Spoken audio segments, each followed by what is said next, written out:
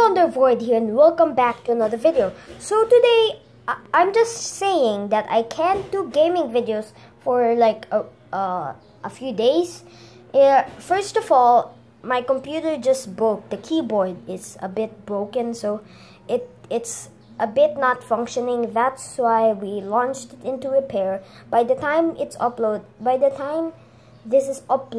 video is uploaded, you guys are seeing it right now, it would be gone for repair already. So I will be doing Minecraft videos. First of all, I'm using Pocket Edition, so it's in the mobiles, and it's portable, and I can do other games. So make sure you leave suggestions in the comments on what I should play. I'm thinking of playing, combat games, but I'm not sure if I want to play it because I'm more used to playing combat games in the computer than in mobile. So I'd rather play it in the computer, but if I get the hang of it, I'm gonna do it. Okay, so here's the thing.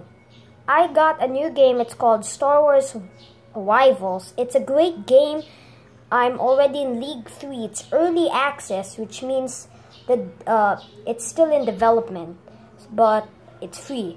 So it's a great game. I got a few legendaries already, so make sure you download that game as well. That's a really fun game. I suggest it for you guys.